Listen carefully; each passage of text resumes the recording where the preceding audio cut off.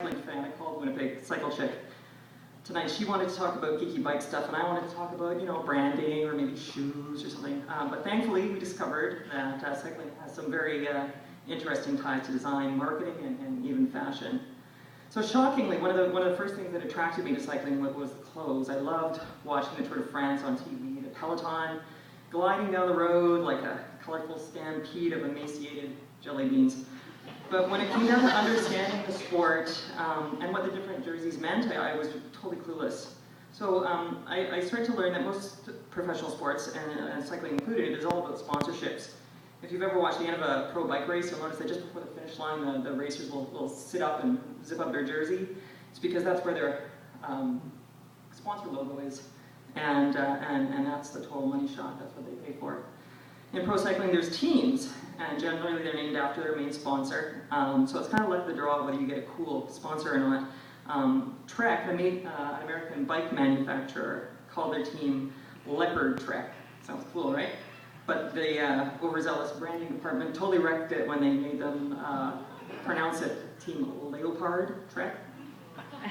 Yeah, slap. So, but they had really cool kits. Unlike Team Futon, Futon is a Swiss company that makes bunion pads. So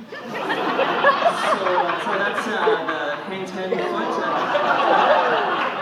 So you don't always have that choice, right? Cycling is a very man-dominated sport, so I wondered what would happen if like Playtex came to the table with all sorts of sponsoring money.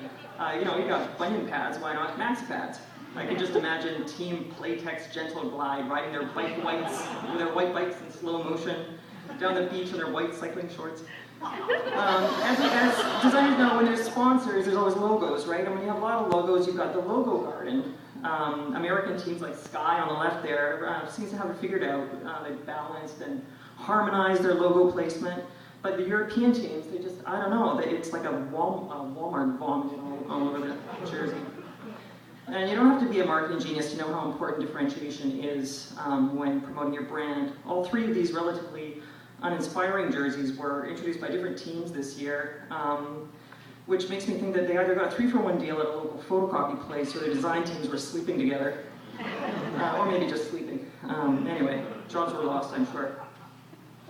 Speaking of differentiation, way back in 1919, it occurred to organizers of the Tour de France that the race leaders should wear something different so the spectators could tell who they were. A bright yellow jersey was chosen because the race's main sponsor, Lotto magazine, was printed on yellow paper. Today, the yellow jersey is one of the most coveted prizes in professional sports, and no one has worn more of them than Mr. Lance Armstrong, my ex-boyfriend, who is under heavy suspicion of illegal doping and may have to give them back. I figure the only thing harder than winning a yellow jersey is having to give one back. Imagine how much it would suck to have to give back 7.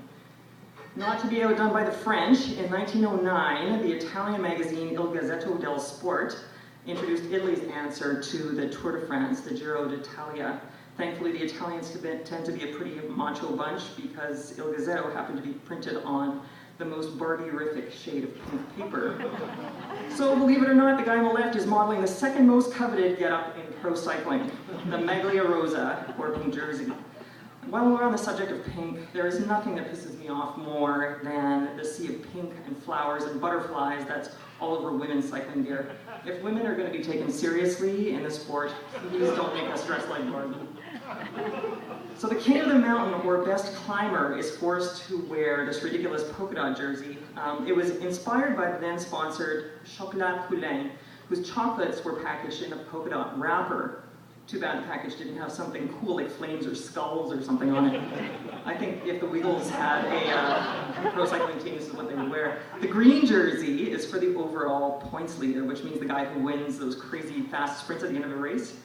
So professional cyclists are generally these tiny little guys. So you dress one head to toe in green and it kind of looks like a leprechaun. So maybe the reason these guys are so fast is because someone's always after their Lucky Charms.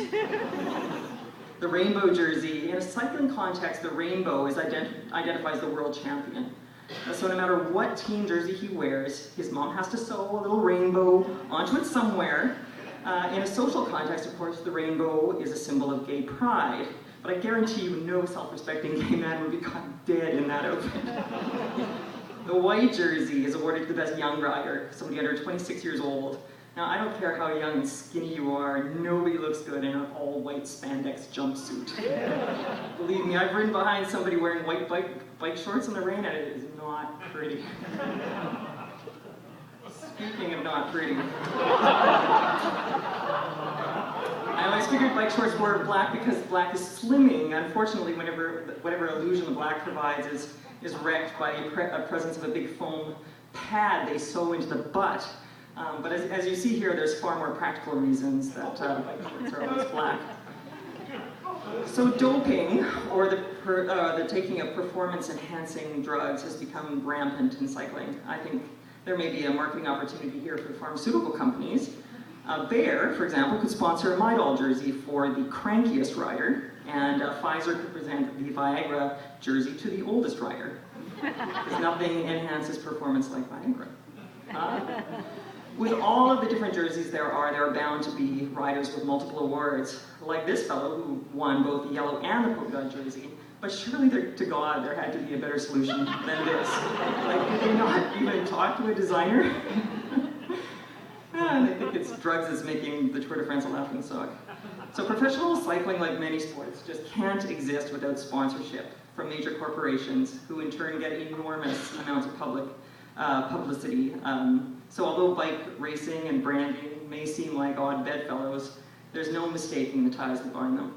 Both have a tendency of taking themselves a little too seriously, and both are proof that how you dress says a lot about who you are. Thank you.